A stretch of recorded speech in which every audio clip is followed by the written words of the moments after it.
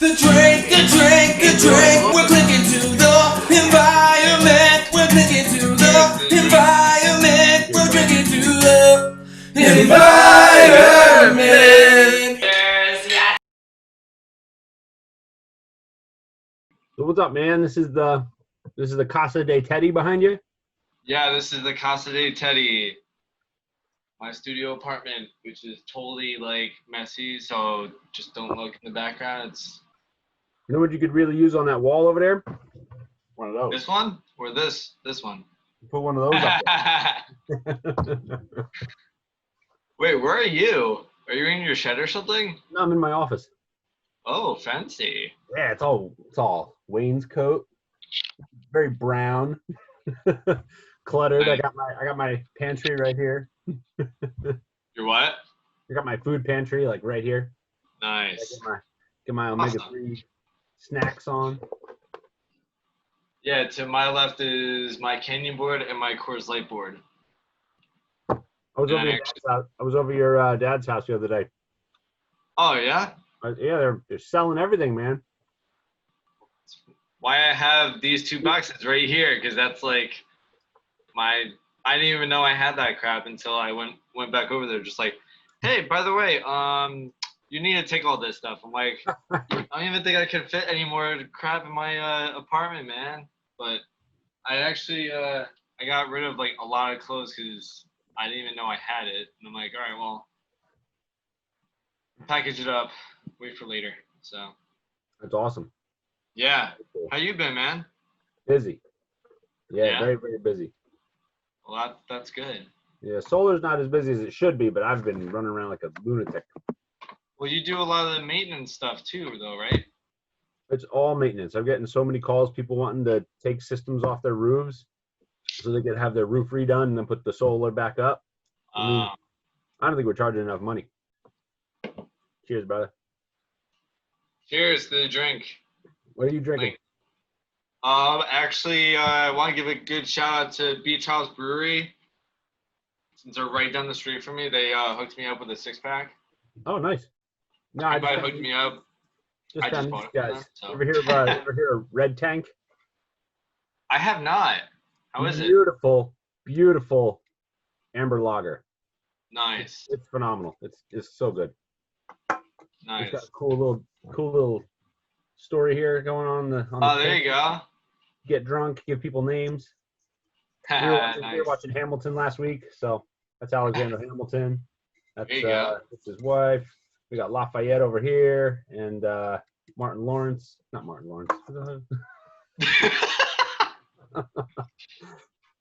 I don't know why, but I could like barely hear you. I don't know.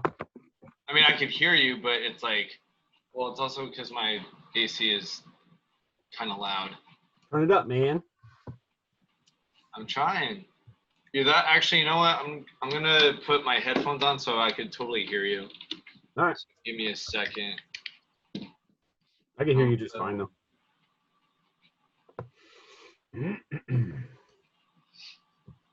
But I'm gonna just call Frankie and just see where I'm sure he's like getting on right now. I just don't know where he is.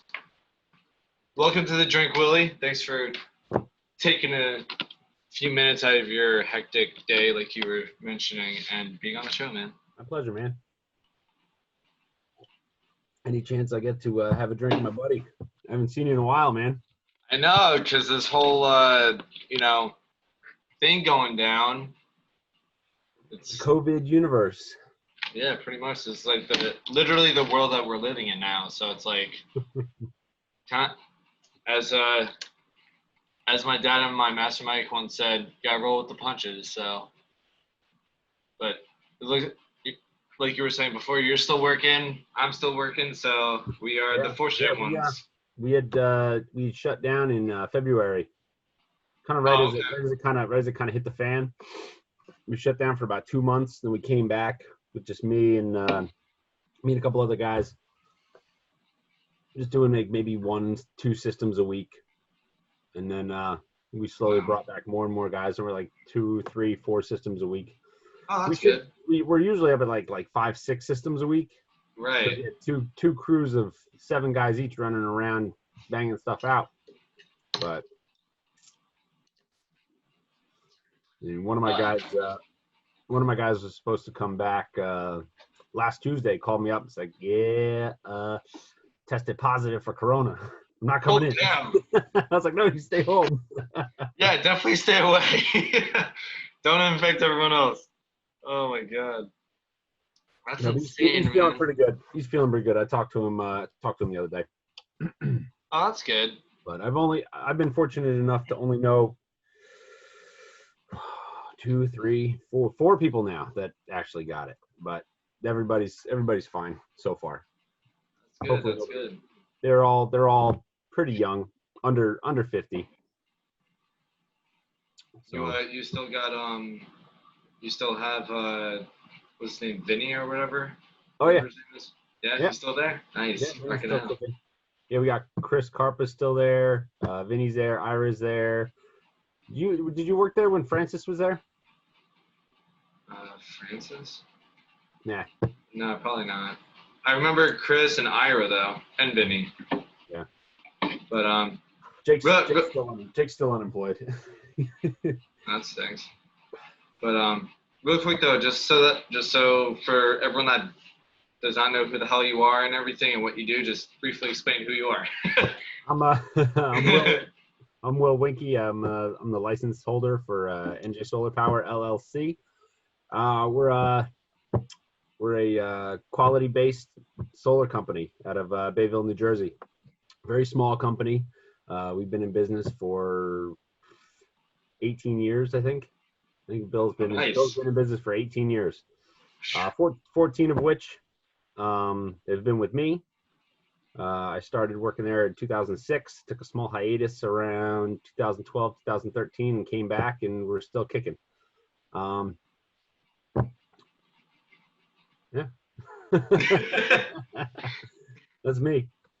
I've known Teddy for years. He was a little kid. Oh, God. He was probably 10 years old when I first met him.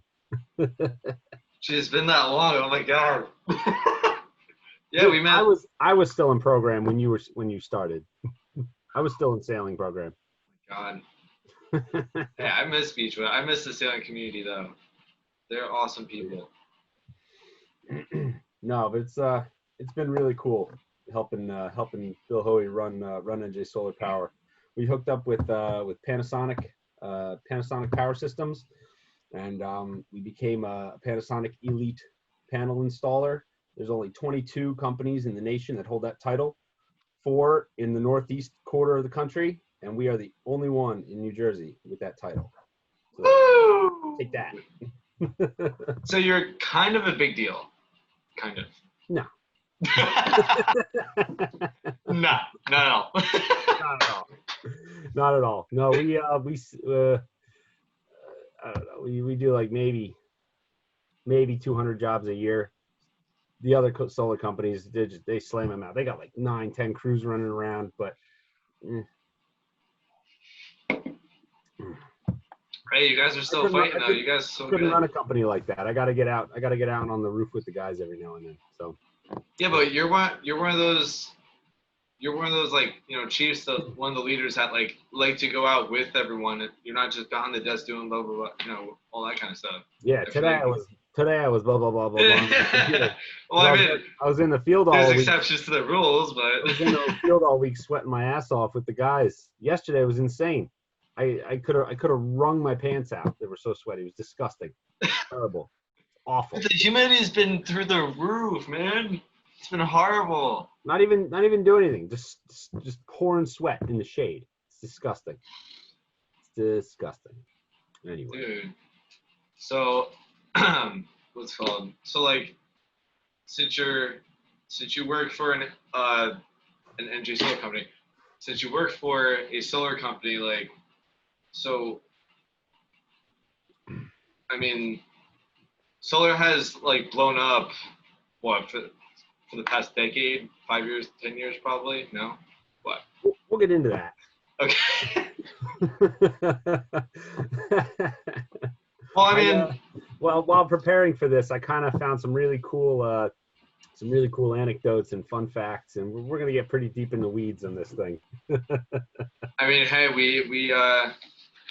I set a timer for my phone, so I actually know how long we've been going. So, but anyway, so like, I mean, real quick though, what made you get into the solar game? Like, Well, you're like, hey, I like solar, let's do it. Like, why? no, not even that. It was way simpler than that. I was an electrical apprentice out of high school. I did 2 years of vocational school while I was in high school, OCVTS, and I found an aptitude for electric, and I knew I didn't want to go to college from a very young age. Like 6th grade, I was like, I got 6 more years of this, and maybe 4 more years after that. I don't know. There's got to be another route. But so I got into OCVTS my junior and senior year of high school, and I fell in love with the electric trade. So so I got a job right out of high school working for Belmar Electric. He was my first master electrician I was working under, and yeah, I worked for him doing 99% residential roofs or residential construction, just wiring houses, service upgrades, stuff like that. And then I was sailing with Bill, because Bill and I go way back. Even before I taught his daughters how to sail when I was an instructor at Beechwood. And something happened at the start of a race, like the universal up at the top of the roller reef jib wasn't rolling. So I threw a rope around my waist, climbed up the mast, fixed it, got back down, sailed the rest of the race. At the end of the race, went back up, hooked it back up, rolled up the jib, got back down. He's like, "Hey, you're not afraid of heights, are you?" It's like, "Nah, not really." It's like, "You doing the electric thing, right? You want a job?" It's like, "What's it pay?" It's $3 more than what I was making at the time. So I was like, "All right, let's do it." Why not? And I met his partner, Artie. He's one of the original partners of NJ Solar Power. And the rest is history. Never look back. Nice. That's awesome, man. I did not know that story about you going up the mast. That's awesome. Tom's River looks a lot different when you're 60 foot off the water. A little bit, yeah. Maybe it's not 60, maybe it's like 40 No, foot. When you're up there, the boat moves like this. The mast is up there going like this. Well, like for every like little degree on a boat that it goes like this, it's like a foot or two this way. Yeah, it's pretty insane. Well, you were on Bill's ensign? No, this is Bill Hoey. Oh, okay. So I still remember getting sent up on my dad's mast, except for I didn't get strapped up to my waist. They just lined a life jacket and put it on me, and I'm just like going up like this. Like I looked like the most uncomfortable person ever. But I got the halyard down, and yeah, we kept going. Gotta do what you gotta do. I free climbed an ensign mast during a race to retrieve a halyard one time. We were in first. What are you gonna do? Yeah, well, you know. You gotta give up first just because you lose a halyard? I don't think so. But well, it depends who you are, but if you're ask Buddy, one of us, no. Ask Buddy Brown about that story. Oh God. Well, you see here, no. Anyway, but dude, this high side is so freaking good. Cheers to you again, sir. Thank you, Ted. Cheers to you.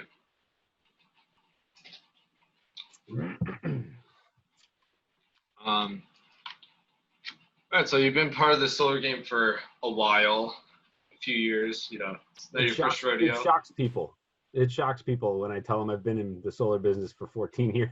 I mean, you did start when you were young, but so I mean, but yeah, 14 years. I couldn't drink at the first Christmas party. So like, what has been like your like, I guess, smallest job that you've done? Oh man, no job.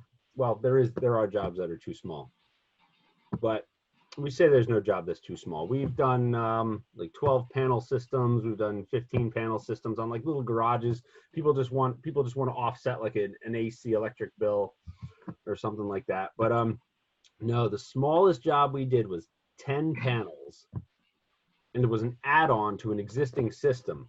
And the only reason we did that is because he had like 5 buddies who wanted to go solar. So he puts this rinky-dink little 10-panel system on top of his already like 40-panel system. And then he already had a system on top of that? He already had a system on his house, but he added like a jacuzzi, a hot tub, and he bought a Tesla or something. And so he wanted 10 more panels. We were not going to do this job. He asked us like a year before we actually did it. Like, can you do this? We did it all up, ran the numbers. We were like, no, we can't. We're not really going to make a whole lot. He's like, listen, I've got 5 buddies who want solar. You do this for me, I will give you all 5 of those jobs. And so we ended up getting 5.5 jobs out of the deal, which and he made $500 referral for each of his buddies. So he walked away with $2,500. That's awesome. Right? Smart dude. I mean, yeah, definitely. He really did his homework there. Yeah, guy was pretty bright, pretty smart. Yeah.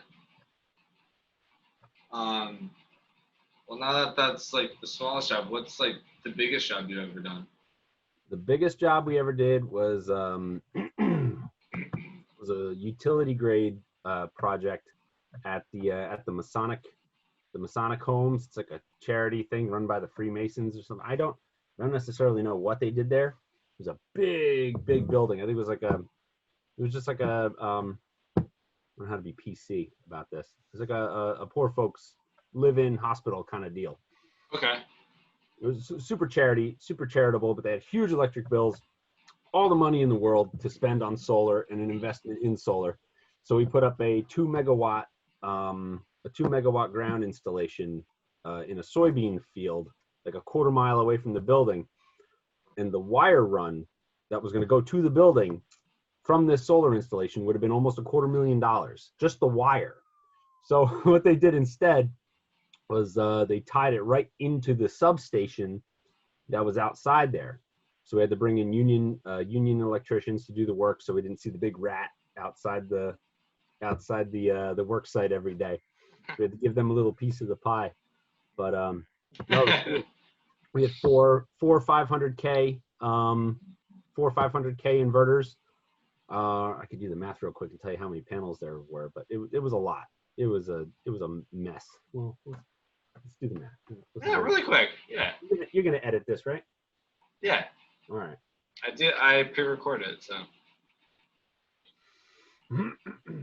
Besides, I don't even know what that would be, so I want to know too. What were we using at the time? We were probably using 204s times 4. We're looking at about 9,800 panels. 9,800? Yeah. Oh my God. I remember it was a little less. It was just under 10,000. Holy crap. It's, if you want to look it up, it's on Oxbow or Oxmead Road in or Oxbend Road, Ox something in Berlin. Okay. Oh, up north. No, out west. Out west. Oh, out west. I'm sorry. Not Bergen, Berlin. Oh, okay. But yeah, that was the biggest one we did. And we just finished a pretty big, the biggest one we've done in recent years, over down in Vineland. It was on Davy Cold Storage. Guy runs cold storage trucking all over the nation, all up and down the East Coast. Oh, okay. And that was a 720K system, 740, something like that. It was big. It was pretty giant. That was 2,300 panels. Yeah, we did that one in about a month and a half. Yeah, I feel like that would, with like that took like a month and a half, but the 900, like the 9,000 panels. That one took the better part of an entire winter. That probably took 3 or 4 months. Holy crap, man. Yeah, because I mean, from what I remember of working with you guys, because you showed me how like look at the I don't know, I guess AutoCAD or whatever, the actual systems and match them up and stuff. I Yeah, don't remember what it was exactly called. The Solar Edge monitoring platform. Yeah, there you go. Yeah, and yeah, Davey's on there. who? Davey, the Davey Cold Storage. Oh, okay. What are you talking about? Yeah. What? That's a lot of systems to monitor, though. Damn. We probably got 500 systems, 600 systems in there now. So like, how much? So like, wait. So like, going back to the 2300 panels, like how much power can that generate? Like, I guess minimum to maximum. All right, I need a calculator. Sorry.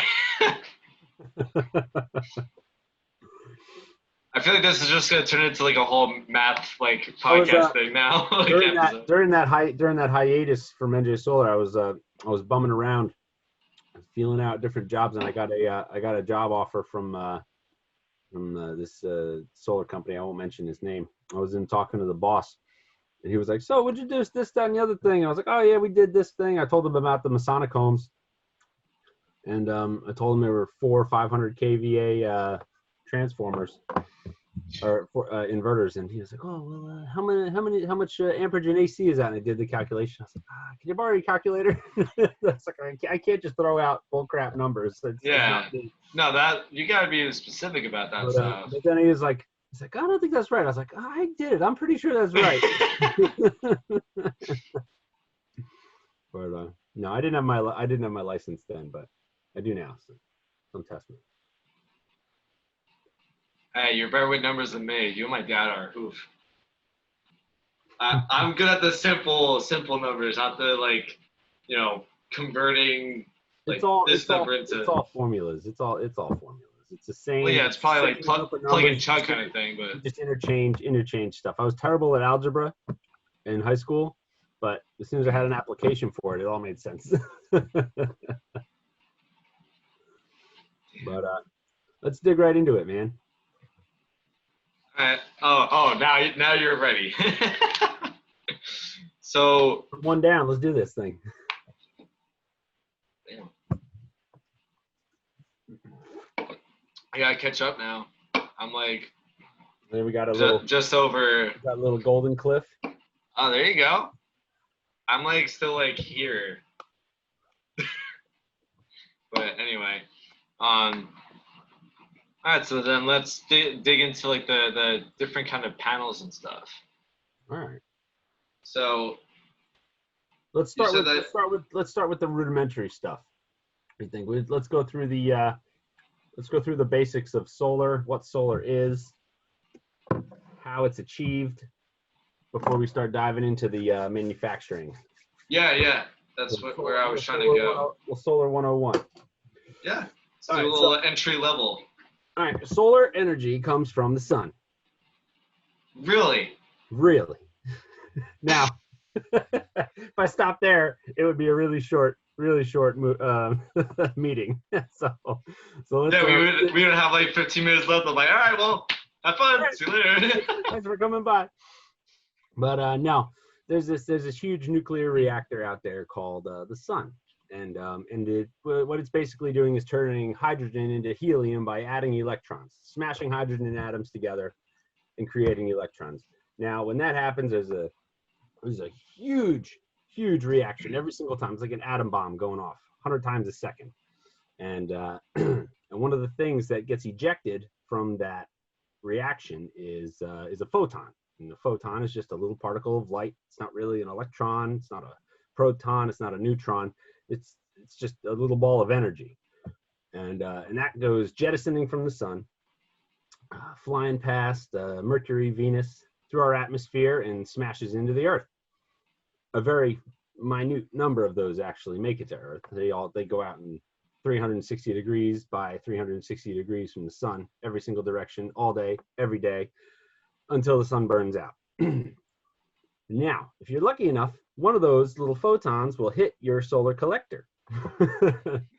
And what happens then is we're gonna get really into the weeds when we get into manufacturing, but it hits the solar cell, And what it basically does, it sends an electron down a bus system, and the bus system is just a wiring on top of the solar cell, on top of the solar wafer. The solar cell is called a wafer, and I just lost it. I lost my momentum. Doesn't it? Well, just to help you out, doesn't it like the little ball of energy goes into the cell, and then it like converts into a little ball of power, and then it goes down the cable? Not necessarily. Not really. Basically, that's what happens. Yeah. And then I saw it on YouTube in a YouTube video. You have a bunch of cells next to each other, and every single one of those cells is doing the same thing, and those busways run down the cells. So every cell is feeding onto this busway. And by the time you get to the end of the busway, you've got usable DC voltage, because every one of those electrons is a little bit of current, a little bit of current, a little bit of current. And so that's basically how solar works. But there's multiple ways of collecting solar energy. We've got your solar hot water, which is basically an array of pipes on your residential roof. I guess it has commercial applications too, but they're all right, just for the hot water. But your residential solar hot water was big in like the 70s and the 80s, and all it does is kind of gives your water heater a boost. You have an electric pump that runs the water through the conduit system up on the roof. It's a very thin conduit, so it's not a whole lot of water passing through, and it might get up to 100 degrees, which is pretty warm for water. And and then it stores it in your tank. So instead of pumping cold water into your hot water heater and then having your gas or electric, whatever hot water heater you have, heat that up to 190 degrees, you have, instead of like 40-degree water getting pumped in, you're now starting with 90 or 100-degree water. So it's already there. It's already there. It's already halfway there. So it's just an efficiency model that's used on a lot of applications. It's still on a lot of roofs, and it makes a lot of people very happy. Personally, I don't care for it. Natural gas is cheaper, and it's not on my roof, taking up room where photovoltaic panels could be. But another type of solar energy collection is concentrated solar power, and this is basically, it's like a supercharged hot water heater. Instead of just making hot water, it creates superheated liquid. You can't use water because water turns into steam. So they use oil, they use some mineral salts in a mixture of water, and they also use something else. I forget. Anyway, I don't install them. I don't know. But but what this does is it superheats this thermal liquid, and it goes through a heat exchange, boils water, turns it into steam to run steam generators, turbine generators. Okay. And there's a bunch of different kinds of these. You got your parabolic trough, which is basically like a C shape that they aim at the sun, and then there's a pipe running down the center, and all the rays that hit the sun get focused on this pipe, and that pipe holds the superheated liquid. And you got your solar power towers. It's just a field full of mirrors. It looks like a solar field, but it's just mirrors. And they all angle up towards this one tower. And on that tower is a bunch of basically the superheated fluid. And then it heats the fluid, turns into steam, turns to generators. And there's a couple other ones, but they're it's all the same. I didn't know that part. That's just, so it's pretty much just like, almost just like, literally just using the sun to heat. Wait, what was the liquid part again? You ever burn stuff with a magnet? Or not with a magnet. Burn stuff with a magnifying glass? Yeah. It's exactly what they're doing. They're just focusing the sun's energy at a singular point. Right. Make it super hot. And you can't use water because water would just evaporate and burst the pipes. You need something with an insanely high boiling point. Right. And again, they use different types of oils. They use water with certain salts in them that stop it from boiling. It's pretty nuts stuff.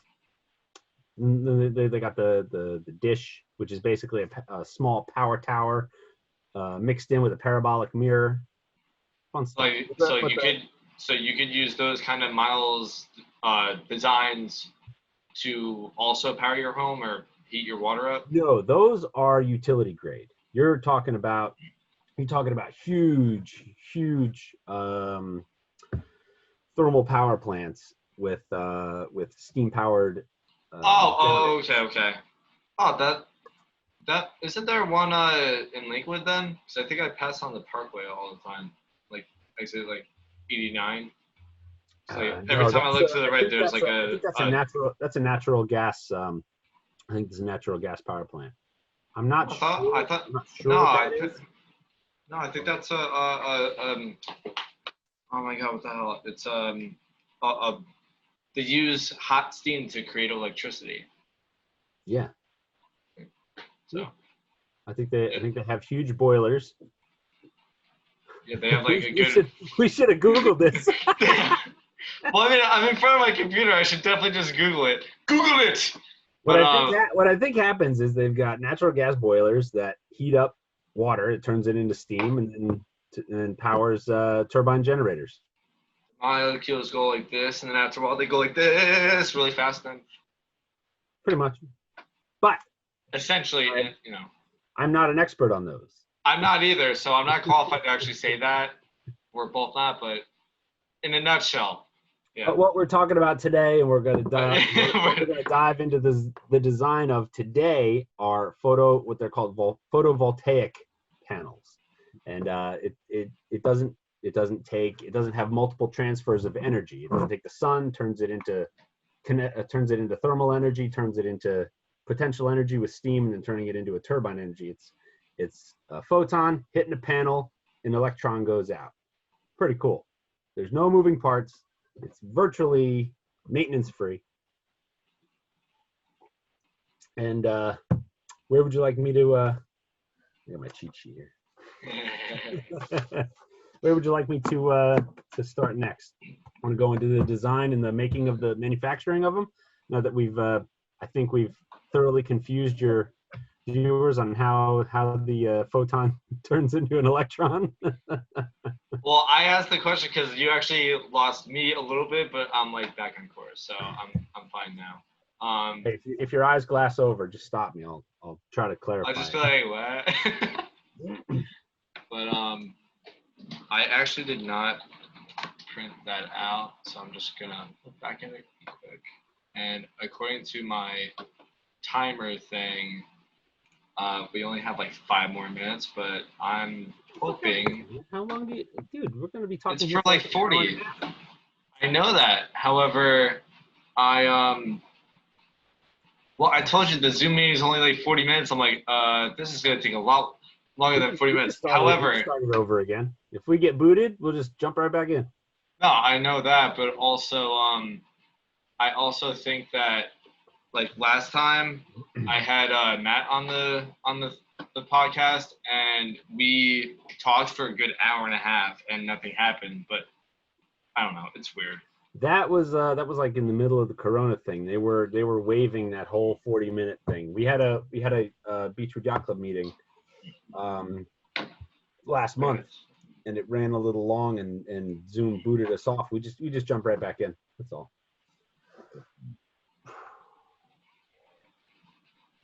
I had it right here. What the hell? All right, whatever. Anyway, it's fine. Anywho, yeah, we still got to talk about the manufacturing of the panels. We got to talk about the benefit of the panels. We got to talk about let's recycling, the recycling, the downsides, the upsides. Right. Let's every upside, there's a downside. Well, yeah, there's always a trade-off. Let's go into like why you should, like what the pros and cons are about. Well, number one is jobs. It's a huge job creator right now. We've got over 350,000 solar workers, not just installers, but the office people, the salesmen. It's about 350,000 Americans who depend on solar for a livelihood right now. So it's a pretty big number. It's a sustainable energy source. It's not. It's like green. So you're green saying it's power. like not. So you're saying it's like non-exhaustible resource? It's not. It is a non-exhaustible resource because it's the sun, and the sun is Yeah. going to burn out in like a couple billion years. I'm not worried about that. No. But as long as we keep pulling silica out of the ground, which I'll get into later, yeah, it's virtually inexhaustible. We need to find better ways to recycle these panels when their lives are completed. We're getting to the back end of the first generation of solar panels lifespan, so we're seeing a lot of panels being taken off the roofs, and we don't know what to do with them. Because the United States is not recycling panel material, electronic waste. And when we dive into the manufacturing end of it, you'll understand why we're not recycling these panels. okay. But yeah, the reasons to get solar. It's Let's say be like a promoter of solar right now. What's that? Be a promoter of solar right now. I'm a terrible promoter. I just install the stuff. But it's like all renewable energies offset our carbon footprint, and they reduce our dependence on fossil fuels like oil, coal, natural gas, wind, solar, geothermal, all excellent ways to offset your footprint. However, they all have a footprint of their own. The raw earth materials that they're made of are mined, strip mined, huge holes in the ground, massive carbon footprint to make these things. And the debate is still going on whether the effort to get these things out of the ground like outweighs put the them actual. into these panels that we're having trouble recycling is it a good idea? Is like worth it or not? We're gonna find out in about 20 years, because there's gonna be a couple million solar panels sitting around that somebody's gonna figure out a use for. Somebody's gonna figure out what to do with these panels, and if you figure it out, you're a billionaire, my friend.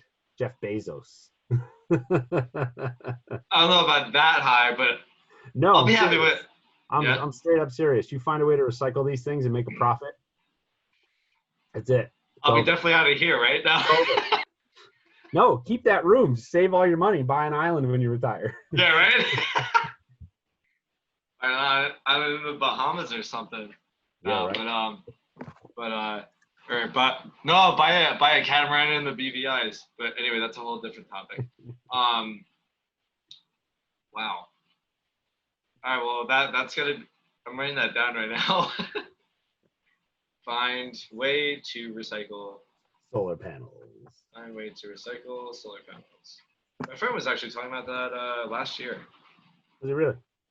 Yeah, he's like, I want to go into like somehow go into the recycling business. I'm like, well, what do you want to recycle? Because there's a crap load of things that you could, our biggest problem I feel like right now is waste, because we produce all this stuff, like all these products of,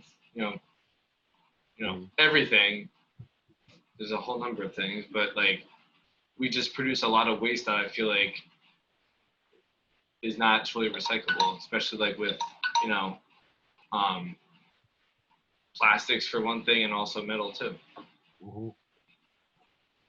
Okay, well, we're still going, so cool. Keep going, man. Yeah, I'm all right with it. But all right, so say, I'm a homeowner, or for example, my parents, they're like, you know what, we have so much more room in our new house and everything, like we want solar. Like, how do we go about it? Well, there's no better time than the present to go with solar. Financially, yeah, it's an absolute win. You've got a couple options. You can purchase the system. You can lease the system. Purchasing, just like anything, is always better than leasing. Leasing, you're going to save a little bit of money, and somebody else is going to make a bunch of money. Purchasing, you get everything. You get the T-Rex. You get the tax break. You get the electrical savings. You'll hear a lot of people talk about the SREC, the Solar Renewable Energy Credit. It's done. history. You cannot get into the SREC program anymore. And what that Oh, means- really? Damn, Yeah. that stinks. Done. Be right Done. back. But now they have the now they've got the TREC program. Can you hear me, Ted? What? Now they've got the TREC program. It's a transition program. Okay. It's a transitional renewable energy credit. It's Okay. it's a little cheaper than the SREC. SRECs right now are trading at about $230 a credit, which is one credit equals 1,000 kilowatt hours. So basically 1 megawatt is a credit. They're trading at what did I say, about 230. Yeah, you said 230. The TREC is a guaranteed $92 credit. Now that seems like a huge disparity, but the SREC is traded like a commodity, so it could go from 230 today to $50 tomorrow. The TREC is a guaranteed 95 or $92 a credit over 15 years. It's not that bad of a deal. It's really good. Plus, you've got a 26% tax credit on your 2020 taxes, income tax, property tax, whatever, or not property tax, but any federal, or is it state or federal? I'm not sure which one. I'm not a salesman. I'm an installer, man. But it's a 20% tax credit, which is going down to 22% next year. So if you're hemming and hawing about solar, now might be the time to do it, especially if you're a commercial roof owner. If you're a commercial property owner, there's no better time to go solar right now, because they are guaranteeing $152 a credit with 26% off on your taxes.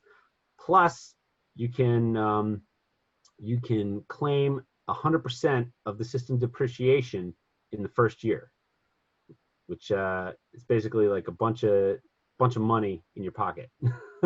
Okay.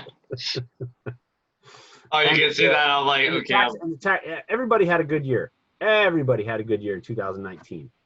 So 2020 is done. You get your solar system. 2020 wasn't such a hot year. You get your 26% tax credit. It covers most of your taxes. Anything left over, you can roll back to your 2019 taxes. You can go back and get more money for your 19 taxes. That awesome year you had in 2019, go back and get more money. Okay, why not?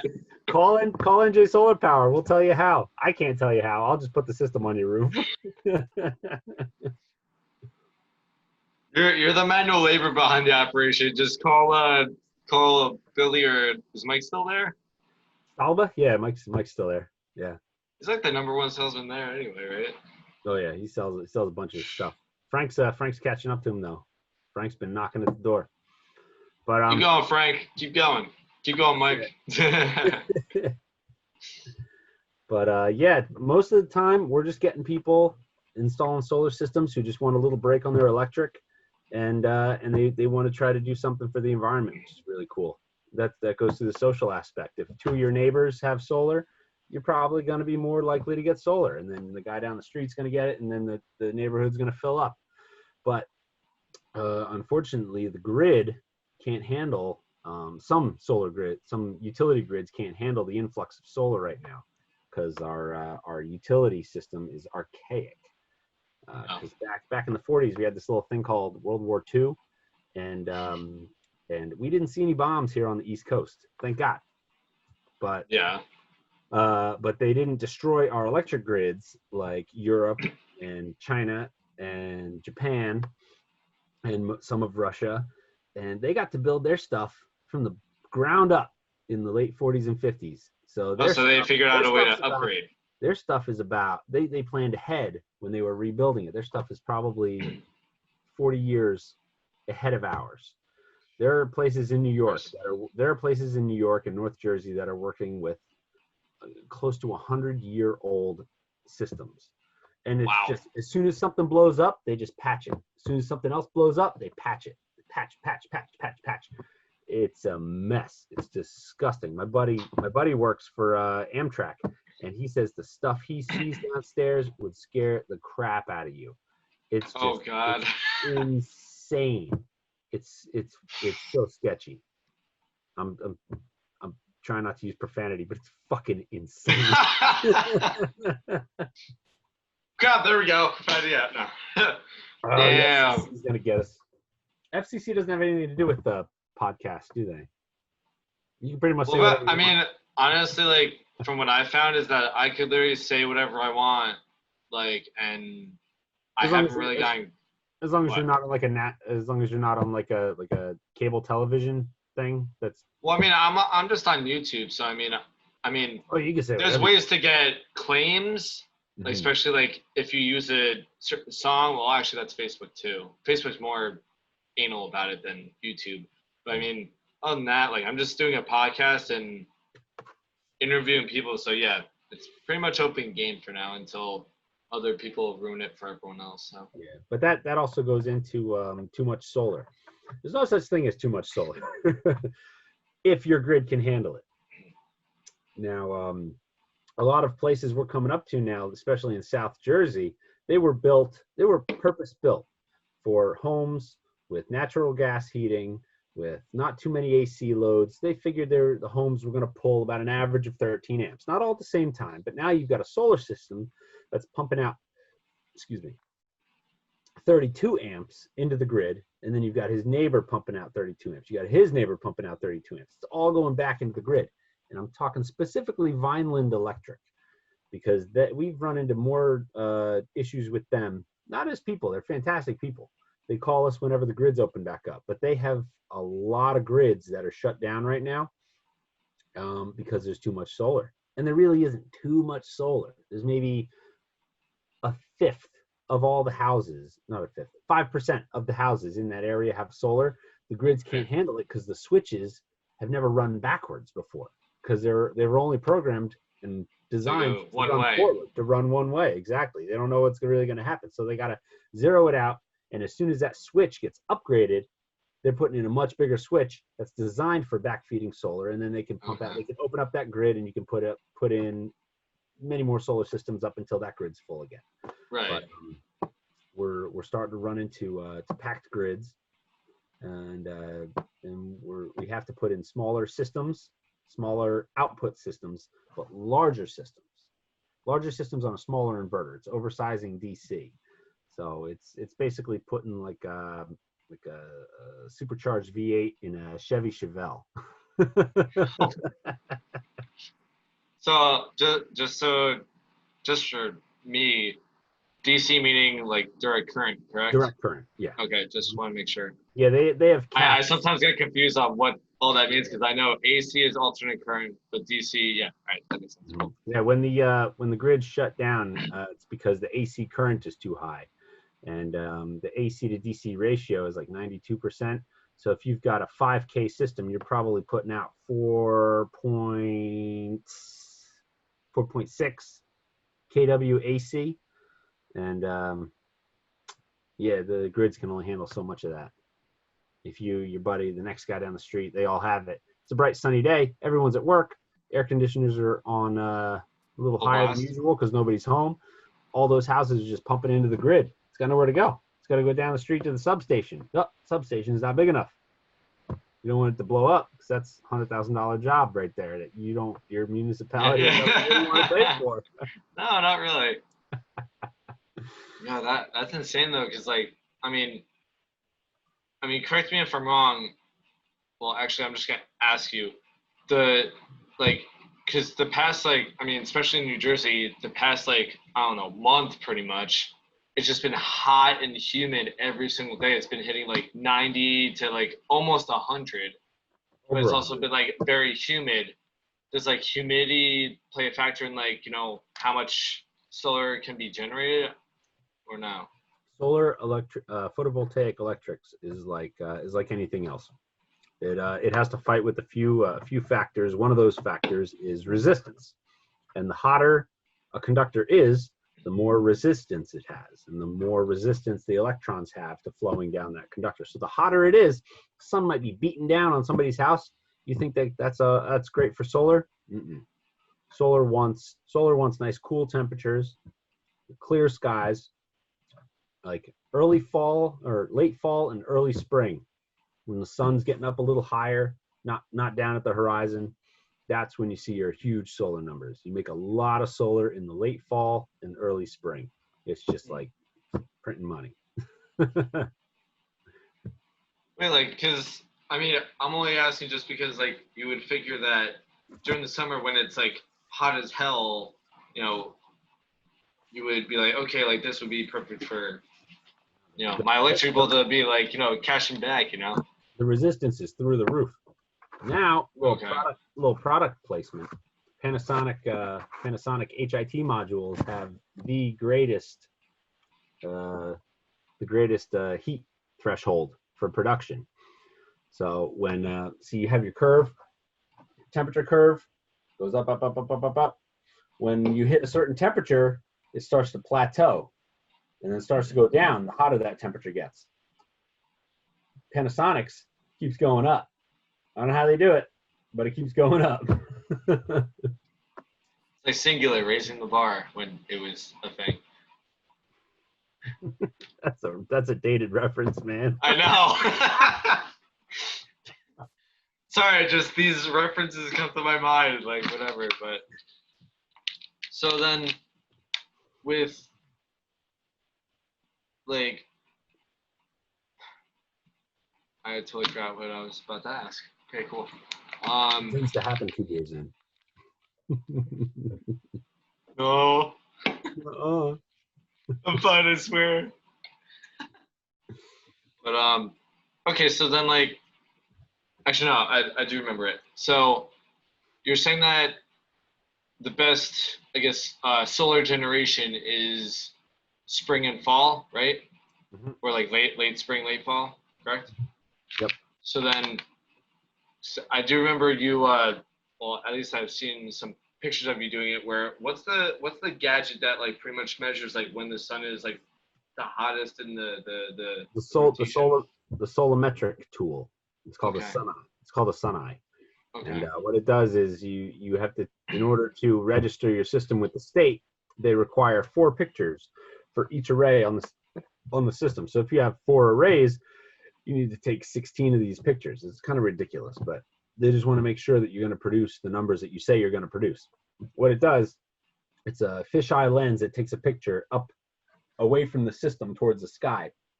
And it's got an internal magnet that angles the camera so it's due south, and then it superimposes a field of where the sun is going to be that entire year, from 30 degrees off the horizon all the way up to 90 degrees in the sky.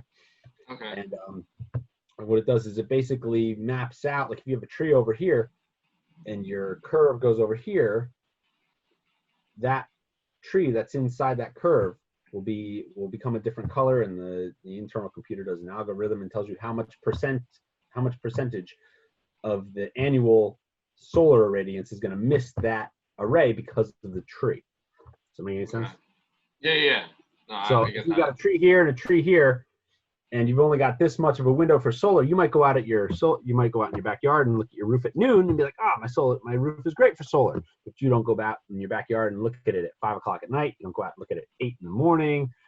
You got a tree over here shading it. You got a tree over here shading it. And then we come back and tell you you're at like 70% efficiency for the year. And you're like, what are you talking about? I get sun all day. No, Then you get mad at us. Then you get mad at us because we tell you got to cut down some trees. Which is another thing I hate telling homeowners they got to do. But yeah. I want them to make money. I don't want them to put a $40,000 solar system on their house and then have it produce half-assed. You lose one tree, that solar system is going to offset your carbon footprint more than that tree can breathe. I'm not saying trees are not important by any means. I know you're not. Trees. I know you well enough as a person. I know you're not. Just for a record, William is definitely into the green stuff. So I'm an amateur arborist. right. But I actually did want when I did work for NJ Solar, I do remember talking to that one guy out in, I think it was Franklinville or whatever, and I made a testimonial video, and he actually showed me his physical bill of like I think it was over 6 months because he had it for almost a year already. I remember that. So I told you about it, and he had a bar graph, and like each, it was each month and stuff, and it was as soon as like you got the solar, it was like down here. yeah, like no, yeah. there was no bill. It was like, I was like, okay, so point to like what is before solar, and he's like these 3 months, and they were the amount of power that he was using was all the way up here. As soon as he got the solar, it was like whoop. I was like, wait, so you're just like using that much? He's like, yeah, but it's sending me more money right now. I'm like, wait, so your solar system is literally like pretty much paying you like the money that you were using. It's like, yeah, it's literally paying for itself. With the T-Rec, the energy savings and your tax break, the break-even point is about 5 years. What other appliance, what other investment are you going to buy, purchase, invest in that's going to break even in 5 years and then double your money in the next 10 years?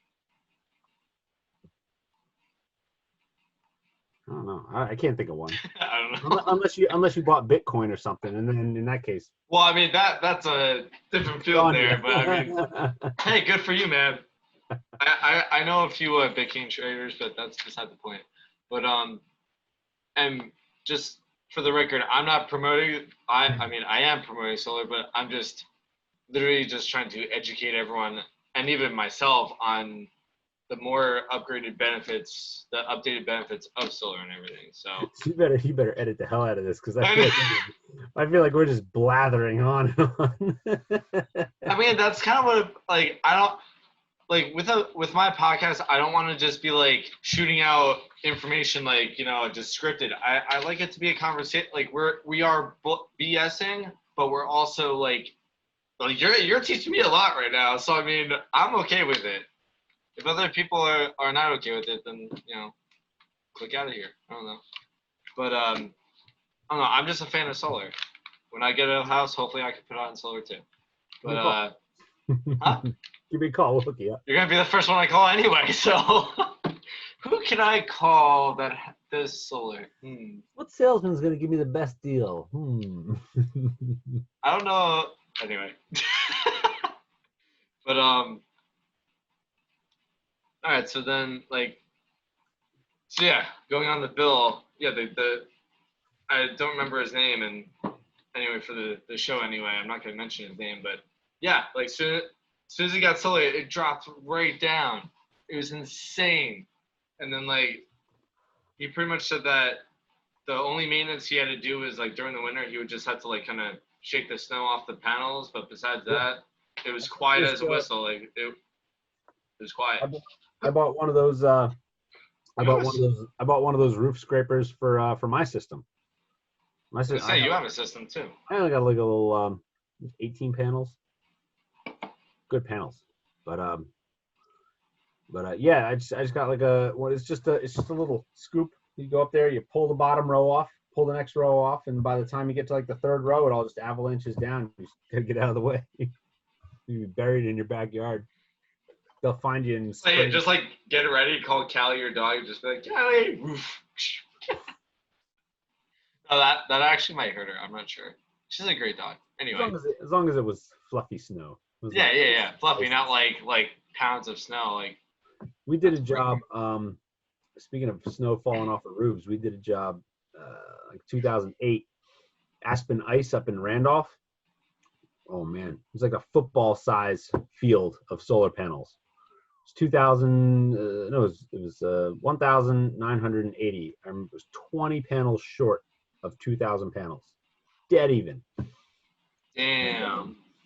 And it was right on the roof of this ice skating rink, due south. I wish I'll send you a couple of pictures. Maybe you could edit them in. But yeah, I'd love to. I got a picture of Aspen Ice, Davie Realty, all the big ones. And I'll get a satellite image of the Masonic Homes job. Okay. Yeah, I'll send that to you after. Yeah, you'll have to send it. Maybe tomorrow. Whatever. But anyway, yeah, Aspen sure. Ice. This system's huge, and every other day, was on top of a mountain. There'd be snow on the roof. So we'd have to go up there and just kind of stomp around on the roof until a giant avalanche came, all the snow's off the roof, and we can get to work. I'm not kidding. It's friggin' sketchy. But the following year, after the system's up, we got it all running up and nice in the springtime. So the patrons are coming. They got their hockey thing all spring. They play hockey all year up there. It's insane. But they got the summer hockey league going, the fall hockey league, winter hockey league comes around, dumps about the one. They had a blizzard up there. It put about 1.5 feet of snow on the roof. People were parking underneath the front edge of the building. Keep going.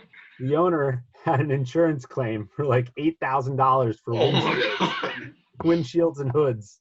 Oh my god! Smashed a bunch of cars. So I almost spilled my drink. I'm like, I can only imagine how this story is gonna end. I know for a fact he's got security camera footage of it. He won't show me. I've asked him. Like, I feel like that would go on like America's Funniest. The day the snow fell off the roof, and he's like, no, not allowed to see it. You might try to be like leaking like on the internet.